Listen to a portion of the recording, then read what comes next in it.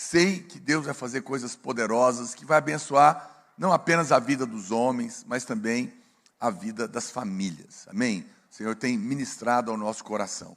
Glória a Deus. Muito bem. Nós estamos compartilhando nesses dias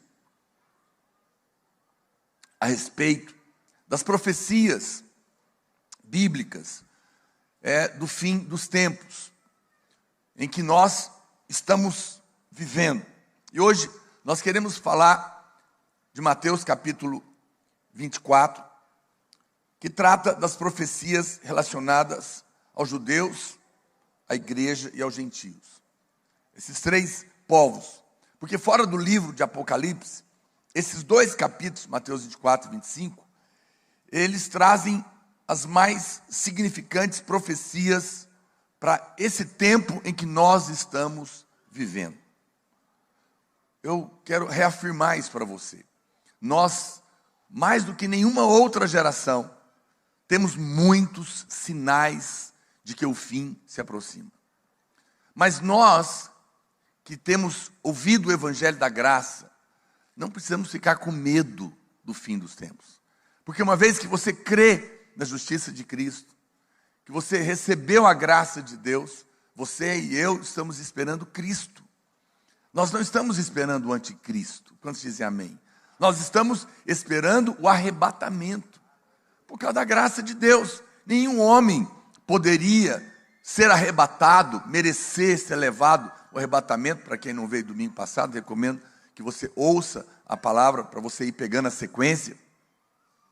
Ele não é para pessoas perfeitas que não erram. Ninguém poderia se qualificar para subir, para ser um vencedor. Mas o vencedor é o crente maduro que compreendeu a revelação da justiça de Cristo. Uma vez que eu estou nele, que é ele que me justifica, eu sou aprovado nele. E porque eu vivo nessa fé, é que eu sou colocado na posição de ser arrebatado. E essa verdade que você tem ouvido, portanto, ela vai ser fundamental, definidora na sua vida naqueles dias. Isso não tem nada a ver com salvação. Muitos crentes vão passar pela grande tribulação. Vão ficar, não serão arrebatados. Terão que passar por aqui. Não sofrerão a ira de Deus, porque uma vez que você está em Cristo, a ira de Deus não vai vir sobre você. Mas vão sofrer a perseguição terrível do anticristo. No entanto, uma vez que você crê, você pode descansar. Olha, e as coisas estão tão aceleradas e às vezes nós não imaginamos, porque a mídia, ela não fala para você tudo realmente. Mas essa semana aconteceu algo interessante, porque o governo da Suécia e o governo da Finlândia mandaram uma cartilha para casa dos cidadãos da cidade. Eles chegaram lá e tinha uma cartilha. O que dizia a cartilha?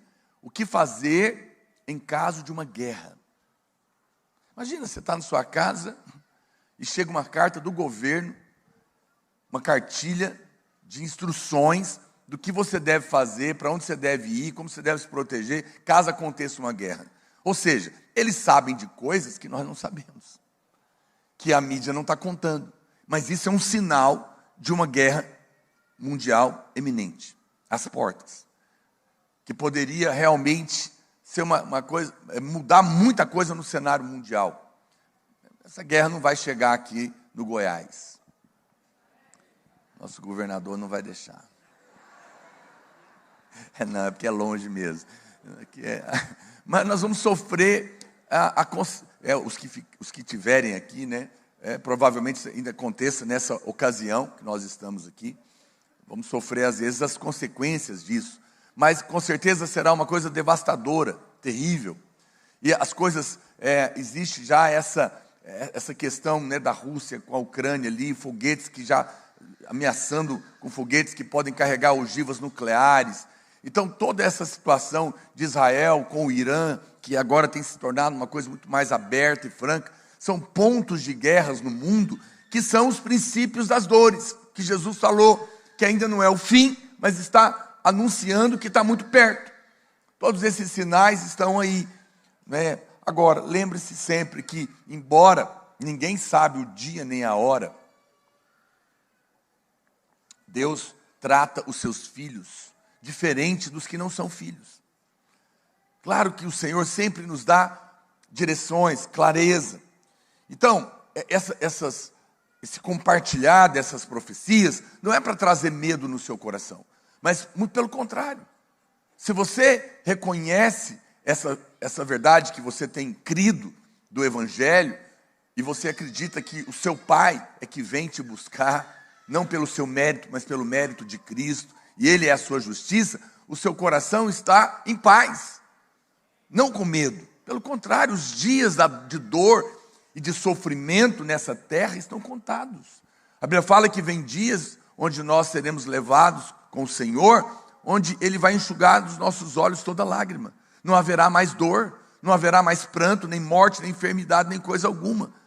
Eu sei que às vezes nos assusta tudo isso, mas acredite em mim, Deus tem preparado coisas maravilhosas. Muito bem, Mateus no capítulo 24, coloca para mim, verso 1 e 2, o Senhor começa ali profetizando a respeito da destruição do templo de Jerusalém. Ele diz: tendo Jesus saído do templo, ia se retirando, quando se aproximaram dele os seus discípulos, para lhes mostrar as construções do templo. Verso 2.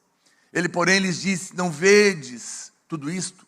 Em verdade vos digo que não ficará aqui pedra sobre pedra que não seja derribada. Eles estavam ali admirados com o templo, como se alguém pudesse causar admiração em Deus, não é? Mas o Senhor disse para ele: isso aqui não vai sobrar nada. Ele estava profetizando a destruição.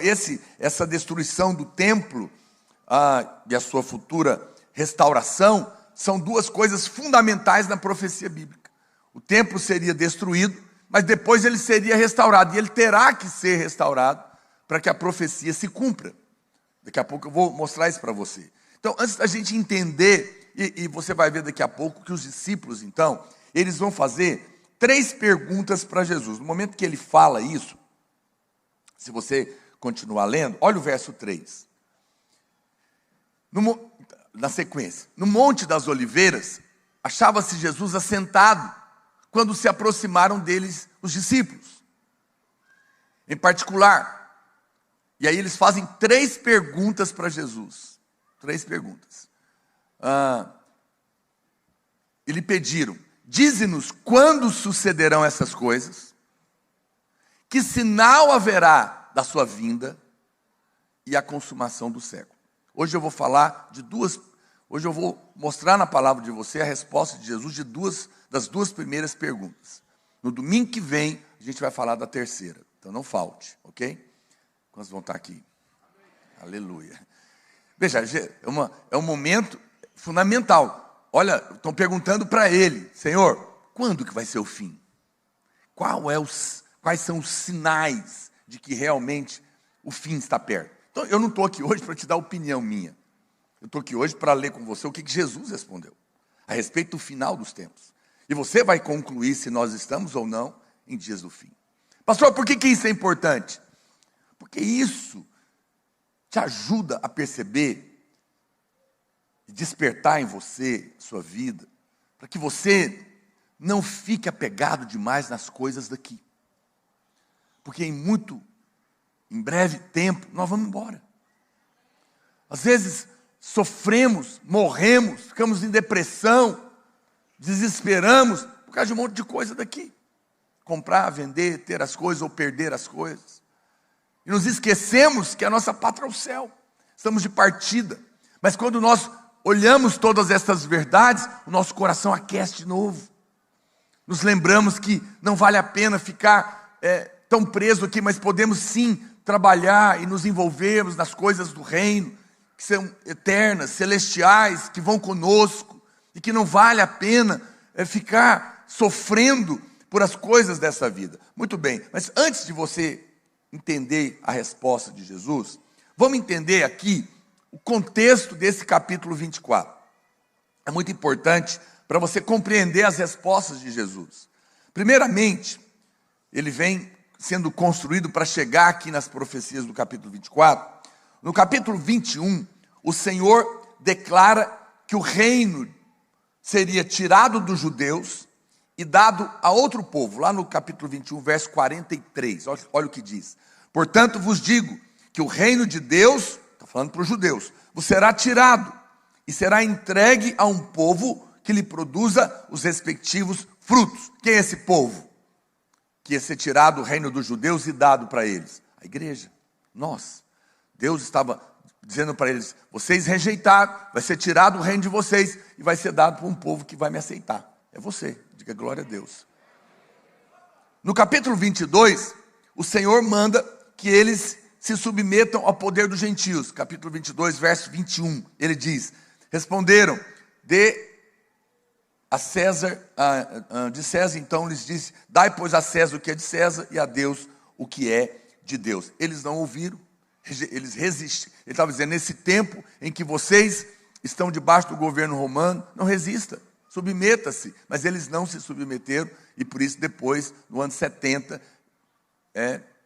Israel vai ser dizimada, Jerusalém vai ser destruída através do general Tito, porque resistiram, porque não ouviram a voz de Deus.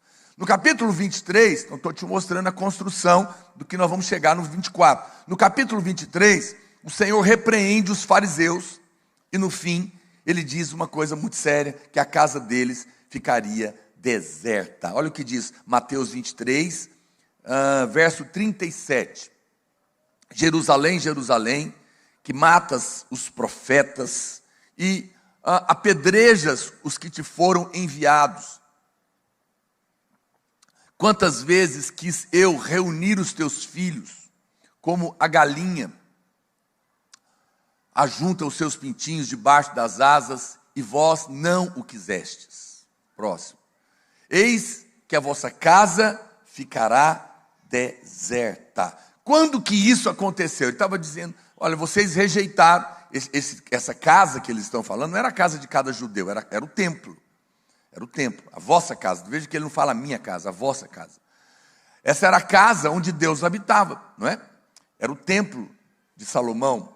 Então, a Bíblia fala, ele diz, essa casa de vocês vai ficar deserta, porque Deus morava lá, no Velho Testamento. Mas ele estava para sair. Quando que isso aconteceu, essa parte? Aconteceu lá na cruz. No dia que Jesus morreu, o véu se rasgou de alto a baixo. Por quê? Porque Deus saiu de lá. E Deus mudou de casa. E Deus agora habita numa outra casa. E essa casa é o seu espírito.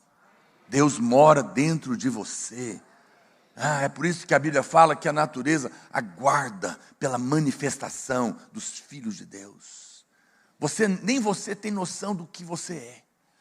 Você não tem noção do que é ser casa de Deus. A gente ouve isso, aleluia, que coisa boa. Você não tem noção, querido.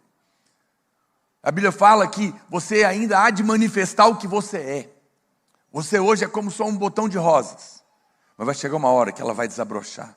E todos verão quem você de fato é. No momento em que você for arrebatado, você vai ganhar um corpo glorificado.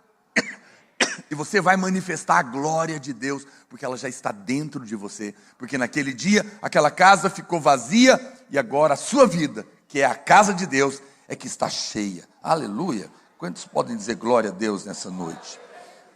Então veja, que tudo isso mostra aqui o contexto desse capítulo, contexto em que o Senhor diz que o templo será destruído e que haveria de suceder nos séculos que viriam. Muito bem. Então nós chegamos aqui nesse capítulo 24, onde Jesus vai responder essas perguntas. Uma parte desse capítulo é para os judeus e a outra parte é para a igreja. No entanto, é importante você entender que, embora está falando deles, é para a nossa instrução, que está aqui na palavra de Deus, e que nós precisamos prestar atenção, porque é um sinal que vai acontecer com eles, mas que vai nos instruir para que você se posicione. Veja, se você sabe que Jesus está às portas, que os sinais estão aí, qual deve ser a sua atitude? Se posicionar por isso, se voltar para as coisas do reino de Deus, ter o seu coração nas coisas de Deus. para que você realmente se envolva naquilo que o Senhor está fazendo. Então, para que você compreenda essas profecias, é importante entender primeiro que uma parte é para eles, outra para a igreja. Bom, do verso 1 de Mateus, capítulo 24, até o verso 31, bom, você pode anotar ou está aí na sua revista, tudo que está lá se relaciona aos judeus. Então, o capítulo está dividido. Do capítulo 1 até o verso 20, do capítulo 24, do verso 1 até o verso 31, tudo é para os judeus. Do verso 32 até o capítulo 25, verso 46, tudo que está lá está relacionado a nós, a igreja. Importante você, porque senão você está lendo a Bíblia, você está achando que está falando de você e não está. É importante você entender o que a Bíblia está falando, para quem ele está falando. Isso aqui não é para mim, mas é para minha instrução, e isso aqui é diretamente para nós. Os irmãos estão me acompanhando? Muito importante você ter clareza disso. Essa divisão, você pode perguntar, pastor, ela está baseada no quê? Ela está baseada nas evidências do próprio texto. Então, se você prestar atenção no texto, se você for ler Mateus capítulo 24, você vai ver, por exemplo, que do verso 1 até o 31, que é para os judeus, tudo é literal. O que está lá é mesmo. Por exemplo, coloca aí para mim Mateus 24, 20. Orai para que a vossa fuga não se dê no inverno, nem no sábado. Isso aqui é literal. Por quê? Porque quando vier a perseguição, fugir no inverno é muito terrível. O sábado, porque eles guardam o sábado, teriam que abandonar isso. Se você continuar lendo, você vai ver muito isso. Mas quando você chega lá no verso 32, já muda. O verão que está lá já não é mais literal. Deve ser interpretado de uma maneira espiritual, porque se refere à vinda do reino. E a figueira na Bíblia também é simbólica, porque a figueira aponta para Israel. Você percebe que depois do verso 31, as coisas são simbólicas. Para trás é literal, porque está falando dos judeus. No verso 26, por exemplo, o interior da casa é literal. Mas a casa mencionada lá no verso 43 é espiritual. Então, o que diz respeito aos judeus é literal, o que diz respeito à igreja é simbólico. É importante você entender esse contexto, porque senão você não vai entender as profecias. Por exemplo, as coisas mencionadas aqui, até o verso 31, é de uma natureza física, mas depois ela é moral, porque são atitudes que nós temos em relação ao reino de Deus. Isso fica claro, então, essa separação. Então vem as perguntas dos judeus, dos discípulos, que eu já li para você. Primeira pergunta, quando sucederá essas coisas? Segunda, qual será o sinal da sua vinda? E a terceira, qual será o sinal da consumação do século? As primeiras duas perguntas que a gente vai procurar responder hoje à luz da palavra de Deus, elas estão então relacionadas com os judeus, mas para nossa instrução. E a última está relacionada com a igreja, que nós vamos ver na semana que vem. Muito bem, primeira pergunta. Jesus, quando que isso vai acontecer? Estão preparados? Aperte os cintos. Pode ser hoje. Aleluia. Muito bem, volta lá para Mateus então. Jesus começa a falar. Ele, lá em Mateus capítulo 4, o verso 4 até o 28, ele vai responder essas perguntas. Então, volta para Mateus 24. Ele passa aí para o verso 4. Olha o que ele diz. Verso 4. Ele respondeu, vede que ninguém te engane. Ou seja, porque vão tentar. Vede que ninguém vos engane. Muitos cristãos caem no erro, porque não prestam atenção na palavra de Deus. Você vai ver que no Mateus capítulo 24, Jesus vai falar 5 vezes. Cuidado para ninguém te enganar, cuidado para ninguém te enganar. Porque isso é uma coisa que nós precisamos estar atentos. Porque muitos falsos mestres vão surgir. Interessante, lá em 2 Pedro, capítulo 1, verso 19, a Bíblia diz, temos assim, tanto mais confirmada a palavra profética, e fazei bem em atendê-la, como a uma candeia que brilha em lugar tenebroso, até que o dia clareie e a estrela da alva nasça no seu coração. Desde a época em que Jesus foi assunto aos céus, muitos têm aparecido dizendo o Cristo. Olha o que diz o verso, vamos ler ainda o verso 5 diante. Desde que ninguém vos engane. Adianta, irmão, por favor. Aleluia. Travou. Tem alguém aí? Capítulo 5, verso. Ok. Porque virão muitos em meu nome, dizendo que, gente, eu sou o Cristo, e enganarão a muitos. Virão muitos, e certamente, bom, para aí no 6, vamos ficar ali no 5 primeiro. Ele está dizendo, olha, a primeira coisa que vocês têm que entender é que vai aparecer muitos vindo em meu nome, dizendo eu sou o Cristo. Como que é isso? Como que alguém vem em nome dele dizendo que é ele? Isso significa que vai vir um momento em que muitos vão vir pregando, dizendo eu sou um homem de Deus, eu sou ungido do Senhor, estou pregando o Cristo, e eu vou dar direção para a sua vida. Eu vou dar a minha opinião para você. Muito cuidado com isso. Ele está dizendo, ninguém te engane, porque você tem o Espírito Santo, e homem nenhum deve governar a sua vida. Daqui a pouco eu vou falar um pouco mais disso.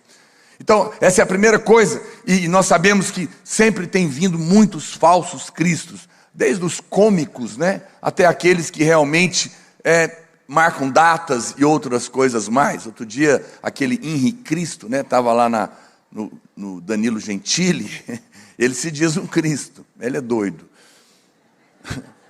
E aí o Danilo perguntou para ele, você aceita uma taça de vinho na entrevista? Ele falou, aceito. Aí ele trouxe um copo d'água. Aí ele falou, aí o Henrique Cristo falou, mas isso é água. Aí o Danilo falou, dá seu jeito. Porque realmente não pode fazer os milagres que Jesus fez, porque transformar água em vinho é uma impossibilidade. Só Jesus pode realmente fazer algo assim, não é? No entanto, há muito engano, há muitas coisas que são pregadas hoje na internet, quando nós exortamos os irmãos a terem cuidado com o que você está ouvindo. Porque tem muitas vozes, muitos que estão aí dizendo-se pastor, homem de Deus, ungido, fazendo uma bagunça na sua crença, trazendo medo no seu coração, roubando a sua convicção da clareza das profecias bíblicas. Para quê? Para tentar dominar a sua vida. Se você não fizer isso, pode acontecer aquilo, cheio de ameaças, cheio de coisas. Muito cuidado, seja seletivo, porque Jesus falou que ia aparecer muita gente tentando distorcer as coisas. O verso 7, vamos continuar. Porque, olha o que ele diz, está aqui, gente. Se levantará, volta para o 6, a gente não leu o 6 ainda, né? Vamos no 6 primeiro. E certamente ouvireis falar de guerras e rumores de guerras. Vede, não vos assusteis, porque é necessário assim acontecer, mas ainda não é o fim. Verso 7.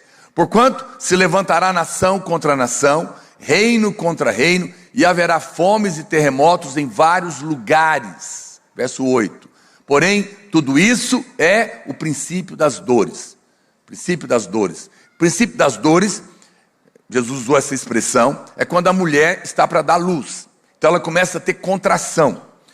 E essa contração, ela tem um espaço de tempo. E à medida que vai aproximando o nascimento da criança, esse espaço vai diminuindo. E ela vai tendo mais contrações com mais frequência, até que o menino nasce. Quando começam, geralmente depois que estoura a bolsa, né? Que rompe. Então, quando rompe ali, começa as contrações, pode ir para o hospital que vai nascer, né? Ou seja, está muito perto. Jesus está dizendo, quando vocês virem isso aqui, ainda não é o fim, mas começou a contagem.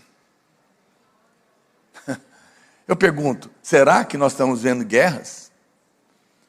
E rumores de guerras? Será que nós estamos vendo nação contra nação? Digo para você, como nunca antes. Como nunca antes. Nós já tivemos a Primeira Guerra Mundial, a Segunda, estamos na iminência da Terceira. Só que hoje você vê situações se armando em vários lugares, não apenas em um lugar. Muitas guerras estão acontecendo e outras em escalas maiores, e essas outras que estão colocando o mundo à beira de uma guerra. Isso é um sinal, está aqui na Bíblia. As guerras aqui se referem a essas situações que estão acontecendo durante todo esse tempo, e isso tem aumentado. Na verdade, você vê que a Bíblia fala também, não só de guerras, mas ele fala também de terremotos que vão aumentar. Eu não sei se você acompanha essas coisas, mas tudo na natureza tem aumentado. As enchentes têm aumentado, o número de terremotos tem aumentado. Aqui em Goiás, essa semana, o pastor Luiz estava comentando que choveu mais do que em todas as épocas, aqui na nossa cidade. Então, isso é um sinal, sim. Essas mudanças climáticas e tudo isso que está acontecendo, Jesus falou que era um sinal do princípio das dores. Ele está dizendo que, preste atenção, vão ter guerras, vai acontecer mais terremotos, vão acontecer sinais climáticos, essas coisas, à medida que forem aumentando, fiquem atentos, porque esses são sinais do que vai acontecer. E é interessante que, se você olhar lá em Apocalipse, coloca lá para mim Apocalipse capítulo 6, verso 3, tudo que Jesus falou está relacionado com os cavaleiros que estão andando lá. Vamos voltar, volta um pouquinho, deixa eu ler. Eles depois eu vou mostrando. Volta para o 1, verso 1 aí, irmão, por favor. Apocalipse capítulo 6, verso 1. Vi quando o Cordeiro abriu um dos 7 selos, e ouvi um dos 4 seres viventes, dizendo, como se fosse voz de trovão, vem. Vi então, e eis um cavalo branco. Esse é o primeiro cavaleiro, é o cavaleiro do espírito de engano. Você presta atenção de como Jesus está relacionando com o Apocalipse. O que é a primeira coisa que ele falou? Cuidado, vão aparecer muita gente para enganar vocês. Qual que é o primeiro cavaleiro que aparece em Apocalipse? Que está percorrendo a terra? É o cavaleiro branco, seu cavaleiro com um arco, foi lhe dado uma coroa e ele saiu vencendo, e para vencer, ele não tem a flecha, porque o arco é o evangelho, mas sem a flecha é um engano. Então, olha aí, o primeiro cavaleiro, Jesus falou para ele, um dos sinais do tempo é que haveria engano. A mistura da lei com a graça é um engano. Te forçar a viver no tempo da graça, baseado na lei, é um engano, porque rouba a sua fé. Muitos enganos estão aí, é o primeiro cavaleiro, verso 3. Quando abriu o segundo selo, ouviu o segundo ser dizendo, vem, verso 4. E saiu outro cavaleiro, vermelho. O que é o cavaleiro vermelho? Ao seu cavaleiro foi-lhe dado tirar a paz da terra, para que os homens se matassem uns aos outros. Também lhe foi dada uma grande espada. Ou seja, o cavaleiro vermelho está aqui. Acabei de ler para você o sinal que Jesus falou. Guerras, nação contra nação. Veja que esses cavaleiros estão andando pela terra. São demônios, estão agindo. Mas a Bíblia fala que nos últimos dias, esse seria um sinal que a ação desse cavaleiro iria aumentar na terra. E nós estamos assistindo diante dos nossos olhos. Daqui a pouco eu continuo mostrando para você essa comparação que Jesus faz, não é? Ele faz essa menção. Muito bem. Essa coisa, deixa eu só abrir um parênteses, porque às vezes isso é sutil. Essa coisa do cavaleiro branco, do espírito de engano, de pastores que se dizem ungidos, e por isso eles vêm em nome do Senhor e tentam governar sua vida. Nós somos extremamente atentos a isso aqui na igreja, porque se tem uma coisa que nós o tempo todo rejeitamos é governar sua vida. Nós não tomamos decisões pelos irmãos. Ninguém deve governar a sua vida, somente o Espírito de Deus pode governar a sua vida. Está me entendendo? Então tem irmãos que eles vêm conversar com a gente, e ele fala, pastor, qual é o curso que o senhor acha que eu devo prestar vestibular? O senhor acha que eu faço vestibular para engenharia, para arquitetura ou para advocacia? Nós nunca vamos falar para você qual que é o curso que você deve prestar. Não, faz o curso tal porque está dando dinheiro. Meu Deus, aí piorou muito ainda. Não, você vai ter que orar. Deus vai falar no seu coração, quem está me entendendo? Porque depois você vai fazer o curso que eu falei para você fazer, e a hora que você terminar o curso você não gostou dele, e quem é o responsável? Eu não serei. Não. Piorou ainda quando o pastor fala para você com quem você vai casar, ou com quem você não vai casar. Se algum pastor da videira falar com quem você vai casar ou você não vai casar, me conta que a gente vai repreender o espírito de engano na vida dele. pastor não fala com quem você vai casar. Eu posso dizer para você casar com um irmão. Isso eu posso, porque a Bíblia diz. Você não casar com quem não é irmão, com quem não nasceu de novo. Quem está me entendendo? Eu falo para você a Bíblia, mas quem é esse irmão? Não sou eu. Porque nós não acreditamos nisso. Nós acreditamos que quem governa a nossa vida é o Senhor. Veja, por que o diabo vai tentar enganar até os eleitos no dia da grande tribulação? Os crentes que ficarem aqui, eu vou falar disso daqui a pouco, mais para frente. A Bíblia fala que esse espírito de engano, ele vai continuar até o final. E ele vai aumentando.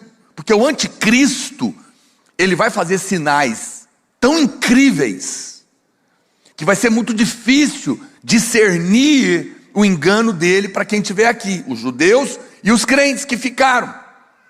E a Bíblia fala que ele vai tentar enganar, se possível, os próprios eleitos de Deus. Mas essa é uma preocupação para os judeus, porque naquela altura eles ainda estarão esperando o Messias. Para os crentes que ficaram, não, o Messias já veio. E eles, por que a Bíblia fala que ele vai tentar enganar se possível? Porque ele não vai conseguir. Porque uma vez que você tem o Espírito Santo fala para você, esse negócio não está certo. Os irmãos testificam isso? Às vezes você não está ouvindo um negócio na internet, você está até gostando, de repente o pastor fala uma coisa, você fala, não sei o que está escrito na Bíblia, mas alguma coisa me cheira mal. Parece que eu não estou concordando com isso. Quem está falando isso para você? O Espírito Santo.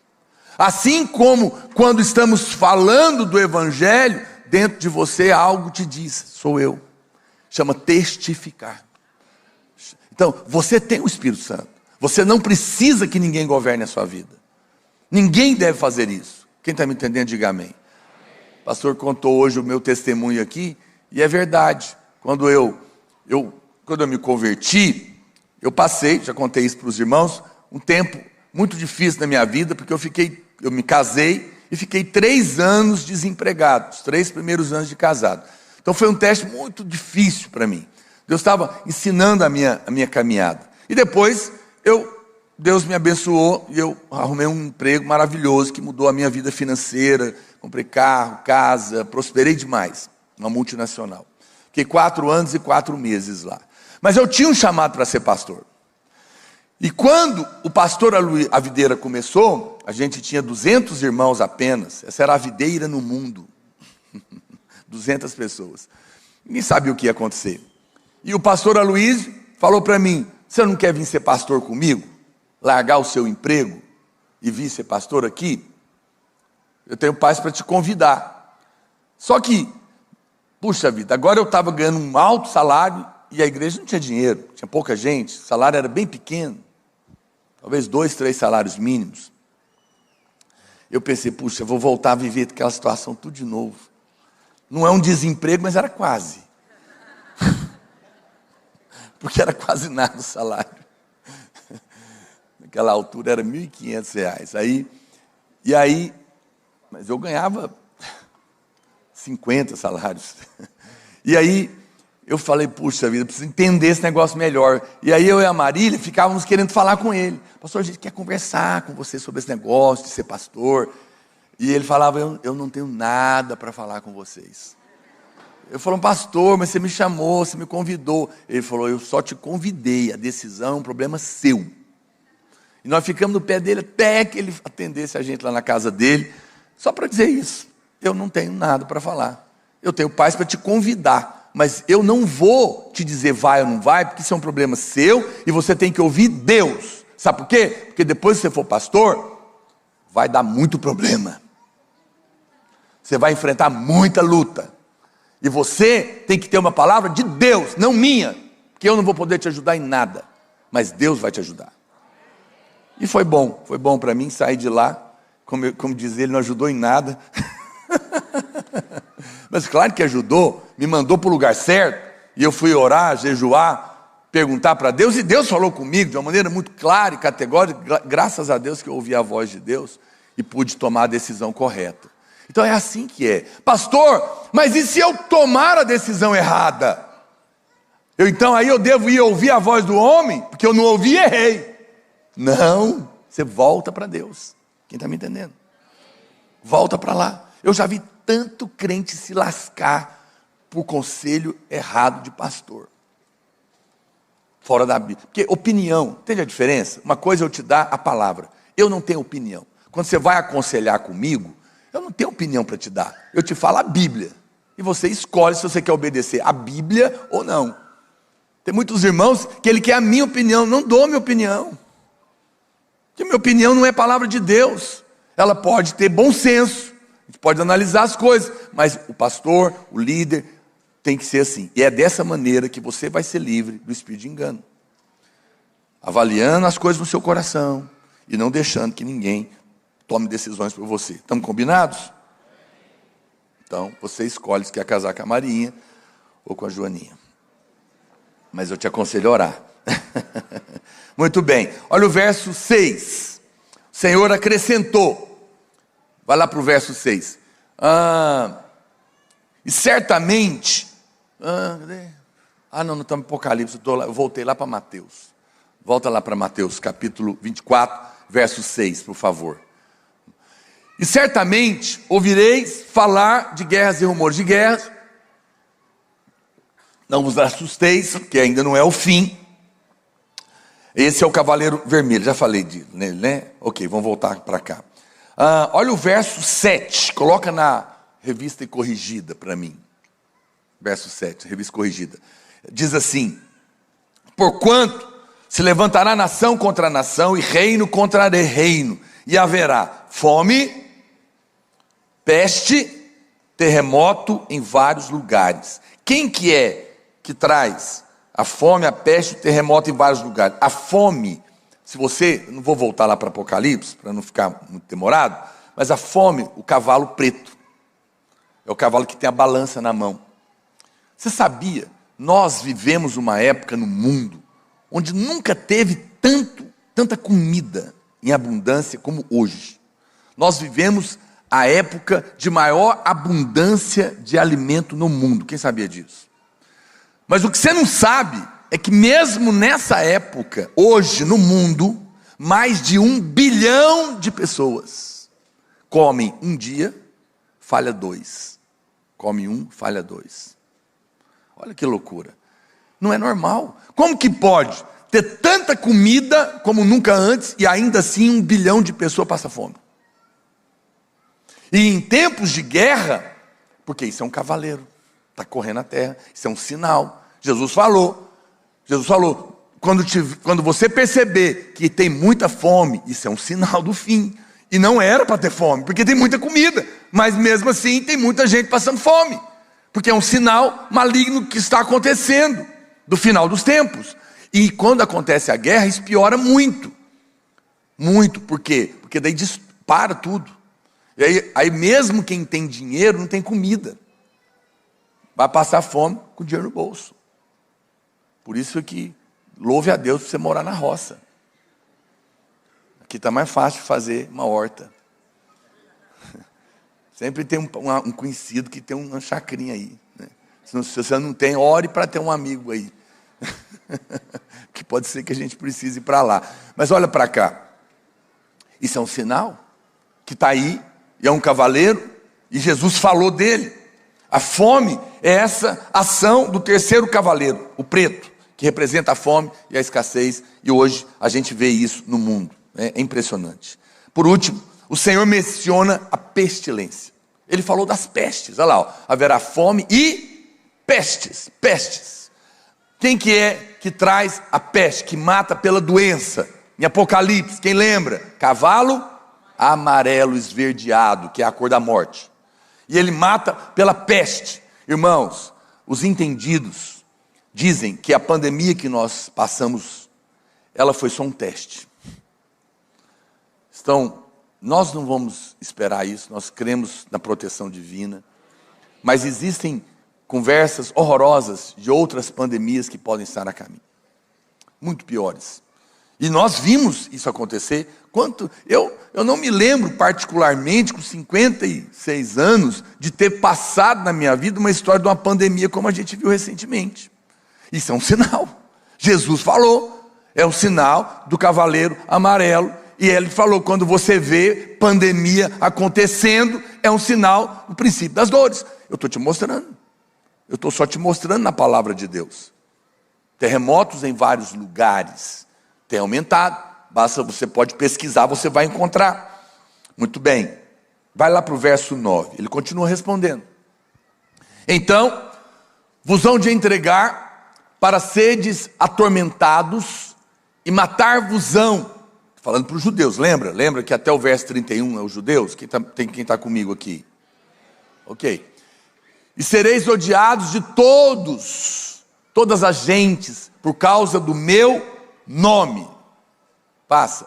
Nesse tempo, muitos serão escandalizados e trair-se-ão uns aos outros, e uns aos outros se aborrecerão. E surgirão, olha os falsos profetas de novo, Jesus avisando, muitos falsos profetas, e enganarão a muitos. Verso 12.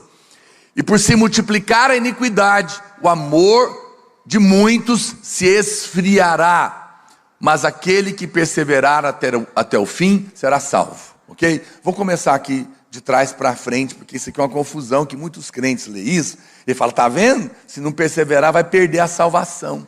Quem já ouviu esse engano? Tem coragem nem levantar a mão, né? Tudo bem. Agora eu te contando que esse assunto não é sobre você, você começa a entender que a Bíblia não está falando aqui de salvação do céu e do inferno. Está falando de livramento mesmo, porque esse texto, até o verso 31, é para o judeu, não é para o crente. Porque a seu respeito, é o contrário. Aquele que perseverar até o fim será salvo. Quando se trata da salvação, isso não é uma condição, isso é um sinal. Porque todo crente salvo vai perseverar até o fim. Por isso que os que ficarem, inclusive, vão morrer. Porque não vão aceitar ser marcado com o sinal da besta. Porque quem está salvo tem o Espírito Santo. Quem tem o Espírito Santo vai até o fim. Deus vai te fazer, não é você. Está me entendendo? Então, a condição da salvação é totalmente diferente. Aqui não. Jesus está falando desse escape dos judeus que seriam perseguidos como um sinal. Eu pergunto para você, meu irmão, será que isso tem acontecido com esse povo? Israel não sai da mídia. Não sei se você já percebeu isso. Às vezes mais, às vezes menos, mas o tempo inteiro o relógio de Deus está ali, aquele povo sendo atacado, e a gente tentando matar e destruir. Na Segunda Guerra Mundial, mataram 6 milhões de judeus. Tantas coisas. E não para. Olha que todo o tempo estão atacando ali, tentando destruir. Está aqui. Jesus alertou a cada um deles. Não é? Então, está falando dos judeus. É uma perseguição que eles têm sofrido nos últimos 2000 anos. E o verso 13 está mencionado, não para falar da salvação do inferno, mas da tribulação que estaria vindo ali. Então, o verso 10 até o 13, eles mostram o quê? Que certamente esse é o ambiente que está se construindo para surgir o anticristo. O anticristo vai criar o caos para que se justifique um governo mundial. O diabo, porque para que as nações se ajuntem e se submetam a um líder, que é o anticristo, que ele é um líder mundial, tem que existir um caos tão grande no mundo para que se justifique uma liderança. Algumas coisas podem acontecer para que isso, e está tudo aí, está tudo na mesa. Então, por exemplo, se nós temos uma terceira guerra mundial, que hoje cheia de bombas nucleares e armas terríveis, provavelmente vai ser uma guerra rápida, mas devastadora. Hoje, se estourassem todas as bombas nucleares que existem aí, sobrava nada. A humanidade poderia ser devastada. Então, se isso ficar provado, o perigo da devastação da humanidade se torna um inimigo externo comum a todo mundo. Olha, você tem bomba, eu tenho também, mas se todo mundo estourar aqui, não vai sobrar ninguém. Então nós precisamos nos unir, porque na Primeira Guerra Mundial tinha lá a Aliança das Nações, não resolveu. Depois a ONU, para fortalecer essa aliança, também não resolveu. Está aí a prova na Rússia contra a Ucrânia. Então, pode ser que se conclua, depois de uma guerra devastadora, que realmente agora nós precisamos fazer uma coisa diferente. Nós precisamos de um governo único. Porque tentamos fazer governos separados até aqui, não deu. Isso pode justificar. Você quer ver uma outra coisa que está o tempo todo na televisão e tem aumentado? Esse negócio de ET, OVNIs. Vocês acompanham isso? Eu fico assim pensando, por que esse negócio não para de ser falado?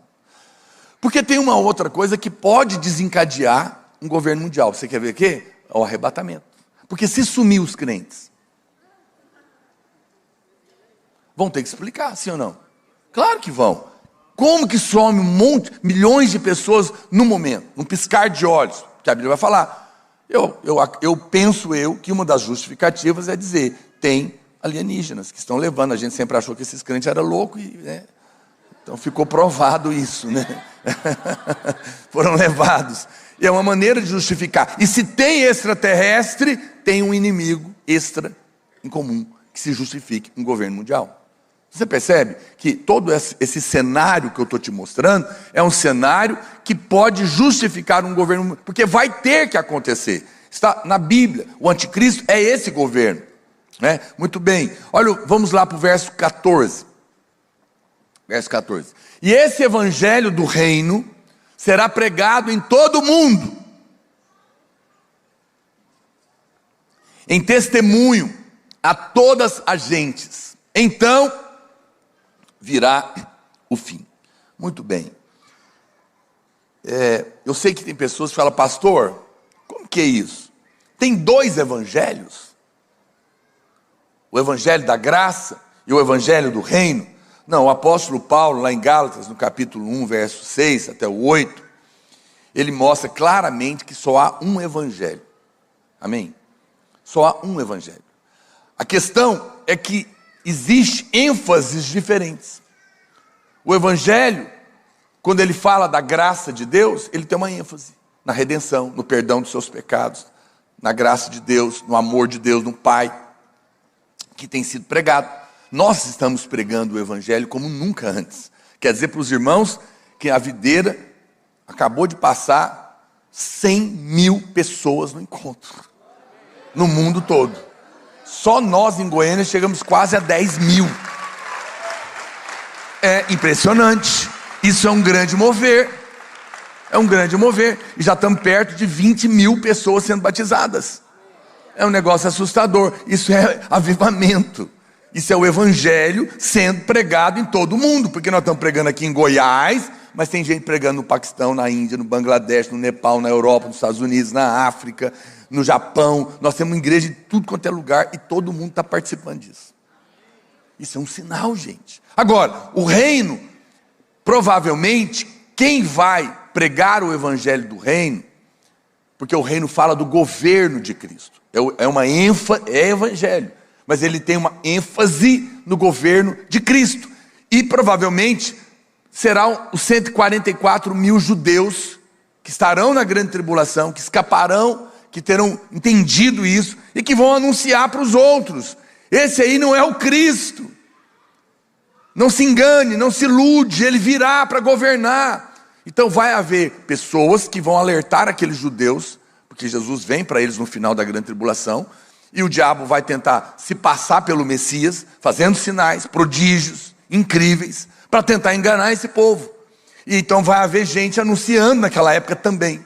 Então a gente percebe que nós vivemos hoje, eu não tenho nenhuma dúvida em te afirmar, que também, até por causa da internet, nunca se pregou tanto o evangelho como hoje. Em todos os lugares. Isso aumentou. Aumentou ou não aumentou? Aumentou. Quando eu me converti, não tinha igrejas grandes. Na época do pastor Aloysio, então, meu Deus, achar crente era procurar agulha no palheiro. Mas a gente percebe hoje o quanto o mundo tem sido evangelizado. Isso é um sinal.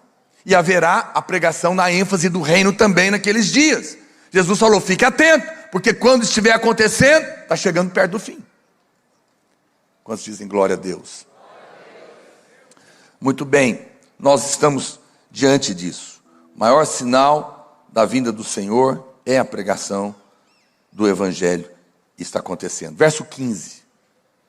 Olha o que ele diz, até o 22. Quando, pois, agora aqui nós já estamos dentro da grande tribulação. Vai acontecer por aqui. Quando, pois, virdes, Jesus está explicando, lembra que ele está respondendo a pergunta. Nós ainda estamos na primeira, hein, gente? Jesus amado, o cara já está tocando. Isso é sinal do fim. Eu falo, quando estiver terminando, você entra. Então quando ele começa tocando, porque está acabando o culto. Só que eu não estou acabando. Esquecemos de combinar. Mas eu não vou demorar. Não demorarei. Eis que vem o fim. E já está perto. O culto é profético. Quando, pois, virdes que a abominação da desolação, de que falou o profeta Daniel, está no lugar santo, quem lê, que entenda. Então, os que ouvirem na Judéia, que fujam para os montes. Fujam para os montes.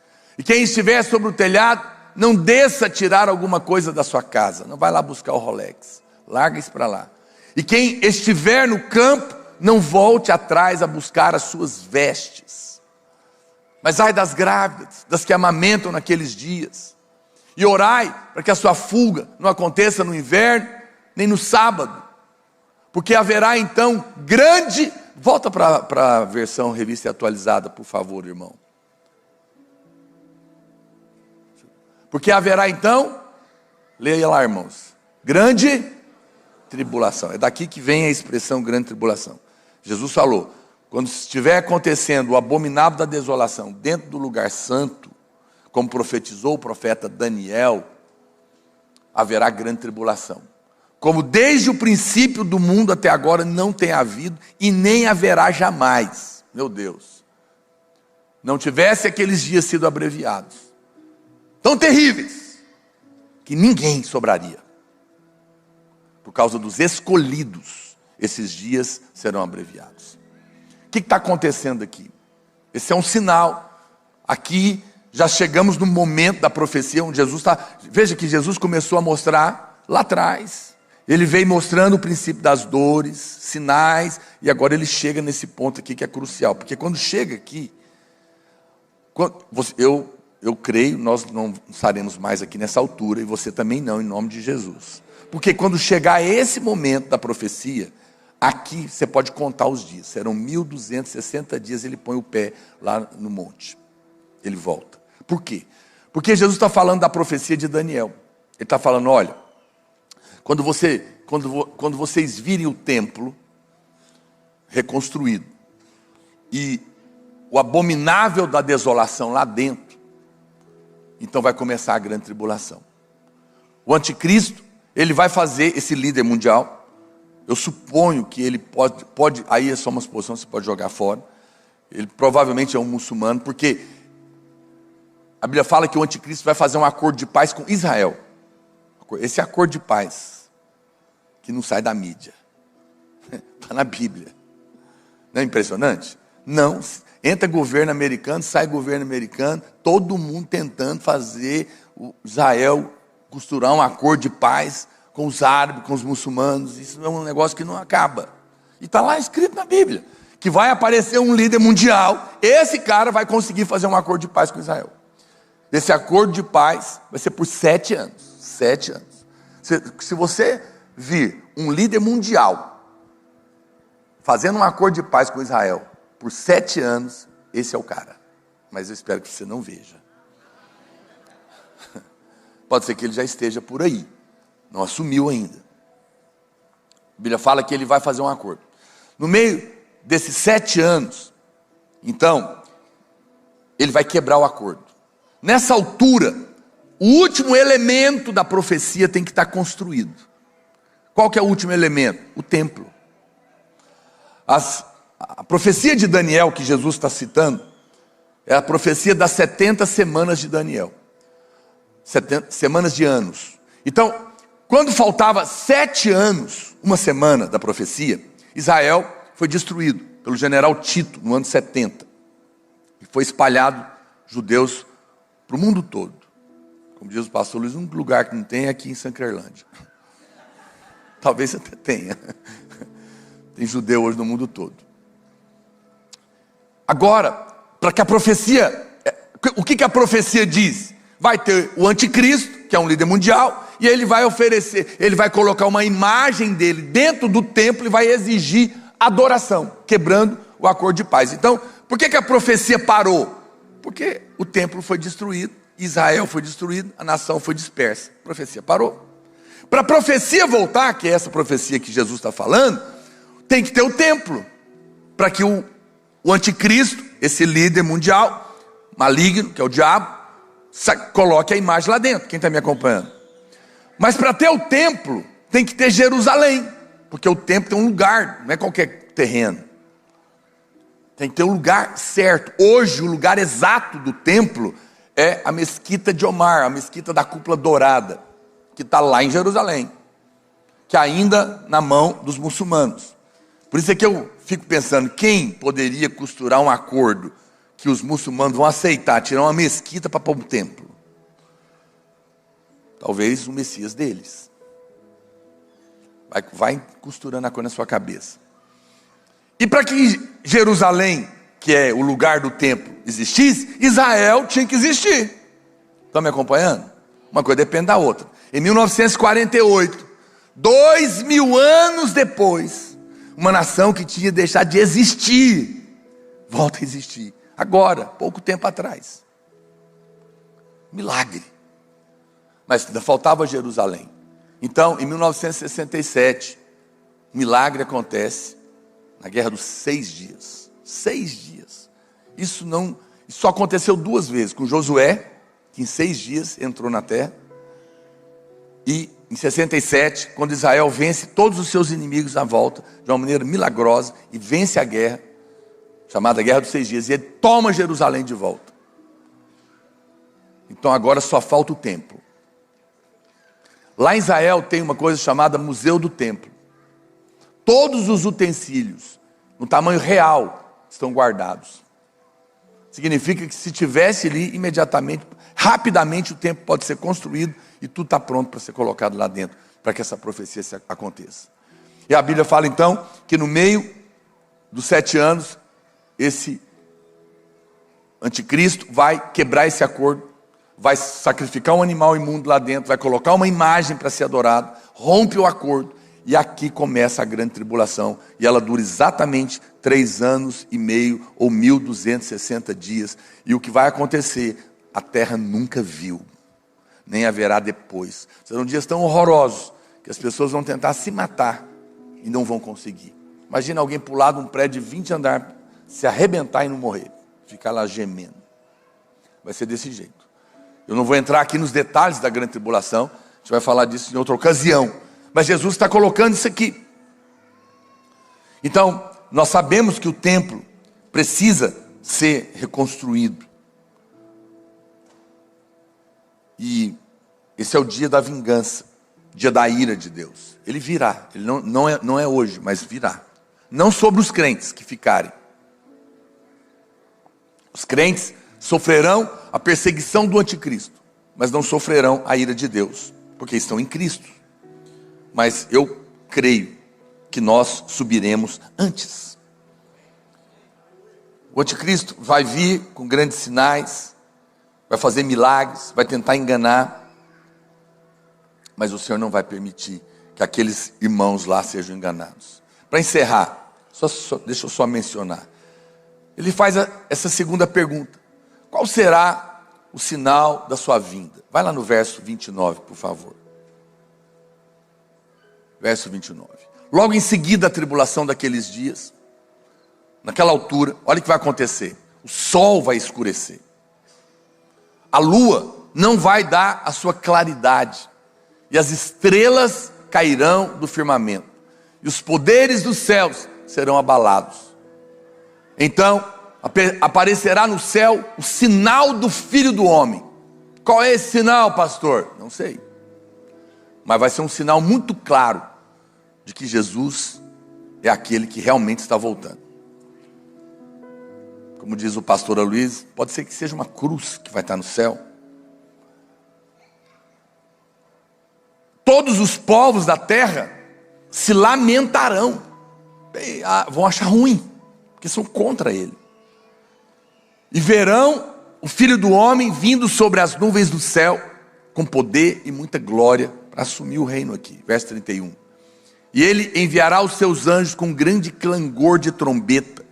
os quais reunirão os seus escolhidos, que vão estar por aqui ainda, os que ficaram, dos quatro ventos, de uma a outra extremidade da terra. Então veja, sinais no céu. Quando terminar, depois da tribulação, vão acontecer esses sinais. Vai acontecer o sinal do Filho do Homem, que nós não sabemos. Haverá essa grande perseguição. Logo em seguida, a grande tribulação. E então o Senhor vem para assumir o seu governo. E no domingo que vem, nós vamos responder a terceira pergunta. Mas hoje, eu quero desafiar você. Hoje é um dia de ceia. E nós vamos ceiar. Quero te convidar para ficar de pé. E ao tomar a ceia hoje, eu quero que, ao ouvir o que você ouviu aqui, você não vá embora com medo, não. Mas que o seu coração possa dizer: Maranata, vem, Senhor, vem, vem, vem.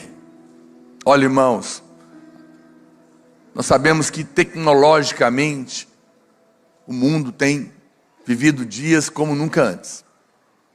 No entanto, a Bíblia diz que o mundo vai de mal a pior.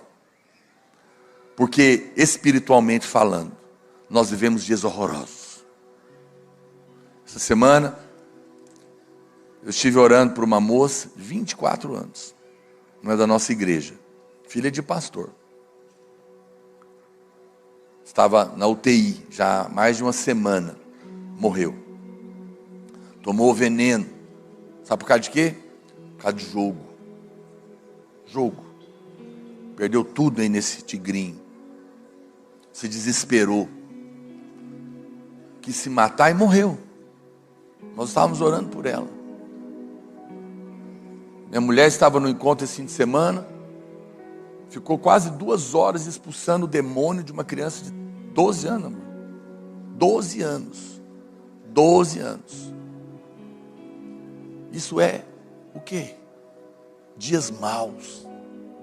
Dias maus. Nossos filhos estão debaixo de ataque da ideologia de gênero. Nas escolas, nas ruas. Outro dia eu estava em São Paulo com a Marília, fui pregar lá, fomos num restaurante com outro pastor. Entrou 2 mulheres no elevador com a gente. Cada um faz o que quiser da sua vida. Isso é uma coisa. A outra coisa é você afrontar as pessoas. Elas se agarraram na nossa frente de tal maneira para provocar. Porque nós vivemos épocas estranhas.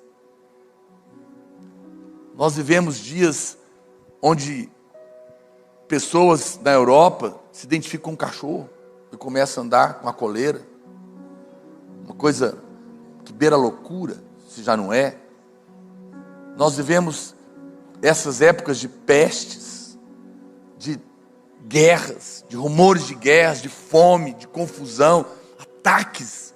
Eu digo para você, o mundo vai se tornar insuportável para os crentes.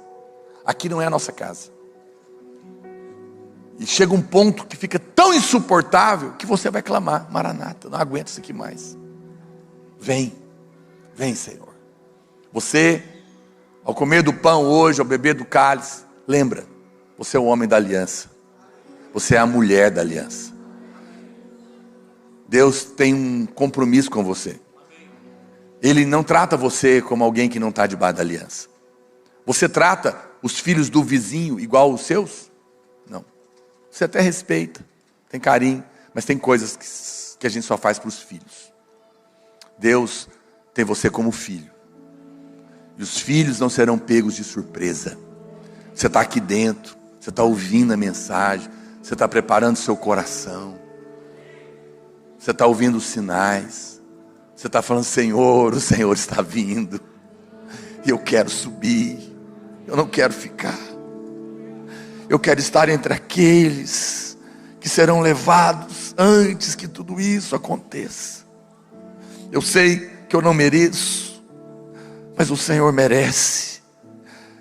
É a sua justiça que está colocada sobre mim, que me aprova, que me coloca na condição de ser arrebatado.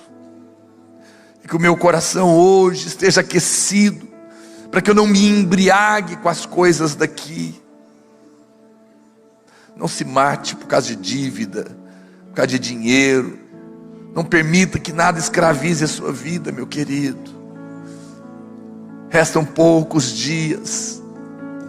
Arrume as malas da sua alma, do seu espírito, porque Ele vem. Ele vem. Ele vem para buscar você. Eu profetizo que você não vai passar por nada disso. É apesar de nós, por causa dEle. Não é porque você faz algo certo, ou porque você faz algo errado, mas é porque Ele fez. E você está nele, e Ele é a sua justiça, é Ele quem te aprova, e porque você crê nisso, você é colocado na condição do arrebatamento.